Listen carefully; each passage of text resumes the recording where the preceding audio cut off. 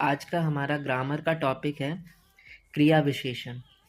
आज हम जानेंगे कि क्रिया विशेषण क्या होता है, क्रिया विशेषण कितने प्रकार के होते हैं।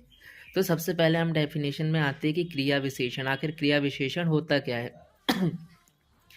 किसी क्रिया की विशेषता बताने वाले शब्दों को क्रिया विशेषण कहते हैं।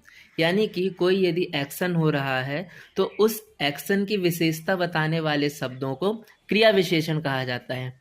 उदाहरण के लिए हम देखें तो वह तेज दौड़ता है। यहाँ पर दौड़ना एक क्रिया है। इस उदाहरण में ये जो दौड़ता वर्ड है, यहाँ पर यह एक क्रिया है, यह एक एक्शन है। पर ये जो तेज वर्ड है, ये इस क्रिया की विशेषता बता रहा है, इस क्रिया को विस्तार दे रहा है। इसलिए यहाँ पर तेज वर्ड, जो तेज शब्द जो होगा वो यहाँ पर विशेषण होगा। ठीक है। उसके बाद आते हैं हम क्रिया विशेषण के प्रकार। क्रिया विशेषण के प्रकार, तो क्रिया विशेषण मुख्यतः 4 प्रकार के होते हैं।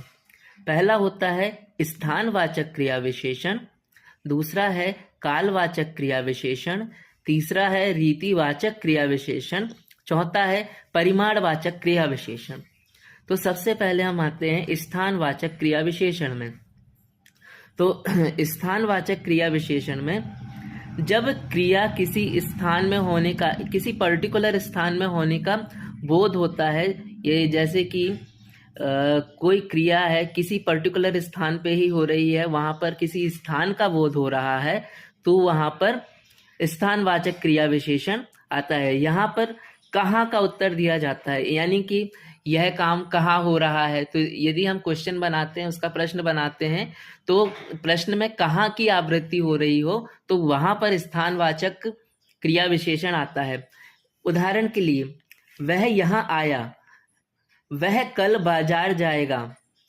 ठीक है। तो वह यहाँ आया, ठीक है। यहाँ पर यदि हम इसका प्रश्न बनाते हैं तो वह कहाँ आया, तो कहाँ का आंसर दिया जा रहा है। वह कल कहाँ जाएगा, तो यहाँ पर भी कहाँ का आंसर दिया जा रहा है। तो यहाँ पर स्थानवाचक, किसी स्थान की परिणति हो रही है, इसलिए यहाँ पर स्थानवाचक क्रिया विशेषण होगा ना। फिर हम आते हैं कालवाचक क्रिया विशेषण में।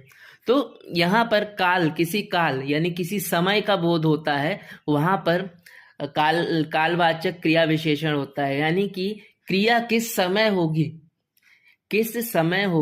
या किस समय की जाएगी, वो वहां पर समय का बोध होता है। जैसे कि वह कल मुंबई जाएगा।